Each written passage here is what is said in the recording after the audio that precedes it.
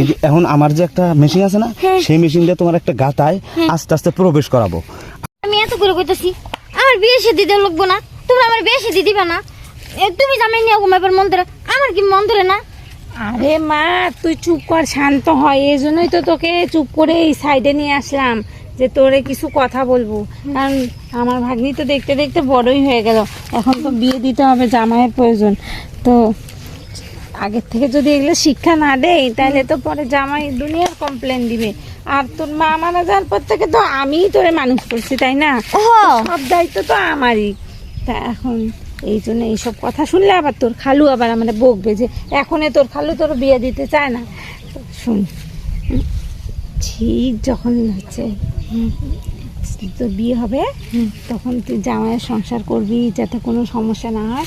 এই জন্য তোকে একজনের সাথে ঠিক করে দেবো, প্রেম করবি, কিভাবে সম্পর্ক করতে হয় সব কিছু শিখে যাবি আস্তে আস্তে। সত্যি? হ্যাঁ, তখন আর পরবর্তীতে কষ্ট হবে না। তাহলে তার বিনিময়ে তোকে অনেক কিছু দিবে ছেলেটা, অনেক বড় লোক আছে, বুঝছিস? তাহলে খালা দেরি কেন, তাড়াতাড়ি। আচ্ছা ঠিক আছে, তুই চিন্তা করিস না। কোন ছেলেটা? তুমি আবার এখানে কেন? আমি এখানে আসলাম একটু ঘুরতে। আমরা খালা ভাগ্নে একটু পার্সোনাল কথা বলতেছি, এর মধ্যেও তোমার এখানে আসতে হয়? আচ্ছা যেটাই হোক, তুমি একটু আমার কাছে শোনো তো, একটু একটু দূরে যাও তো।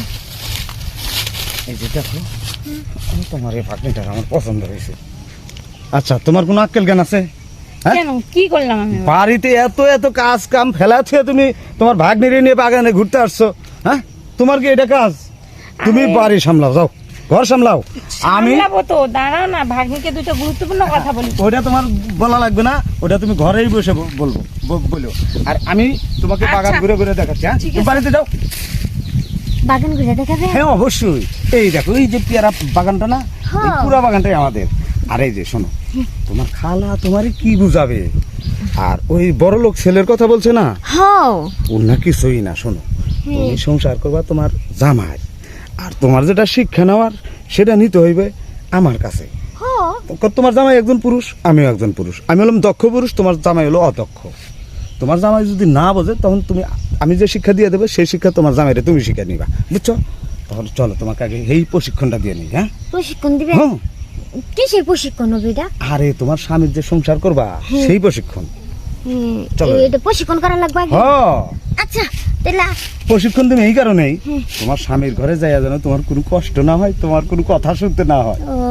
কারণ হাজার হইলে তুমি আমার বইয়ের ভাগ নেই। আচ্ছা খালু, তাহলে চলেন আগে প্রশিক্ষণটা দিয়ে নন। হ্যাঁ আসো। এই দেখো, এই যে পেয়ারা বাগানটা না, এখানেই প্রশিক্ষণটা শুরু করি না। হ্যাঁ বসো। বসে রাখবো? হ্যাঁ বসো। আচ্ছা, খালি বসতে হইব না, তোমার প্যান্টটা খুলতে হইব। কিয়া? প্যান্টটা খুলছে দেখি। প্যান্ট খুললে প্রশিক্ষণ করে কেউ? এই তো খুলছে। হ্যাঁ, আর তোমার স্বামীর গাথা, তোমার স্বামীর মেশিনটাও ওই গাথাতেই প্রবেশ করবে। তোমার স্বামীরটা দিতে যেন কষ্ট না হয়, সেই জন্য প্রশিক্ষণটা দিয়ে রাখি, যেন তোমার স্বামীরটা চালা যায় আর আয়। সত্যি কইতাছেন তো? আচ্ছা আচ্ছা, তাহলে চালু করেন। আচ্ছা খালু, আপনি কি কাজটা ঠিক করছেন? আমি খালারে কিন্তু বইলা দিব। প্রথম প্রথম একটু কষ্ট হয়েছে না, আবার আগামী কালকে যখন এইটাই করি না, তখন দেখবে খালি মজা আর মজা। তুমি তো তখন কবা খালু আরো দেন, খুব মজা পাইতাছি, তুমি কইবা তখন। আচ্ছা, তাইলে আমি খালার কাছে করবো না। হ্যাঁ, খালি আগামী কালকে পেয়ারা বাগানের ভিতরে গিয়া তোমার এই প্রশিক্ষণ দেবো। হ্যাঁ, আচ্ছা, চলো যাই বাসায়, চলো। চলেন।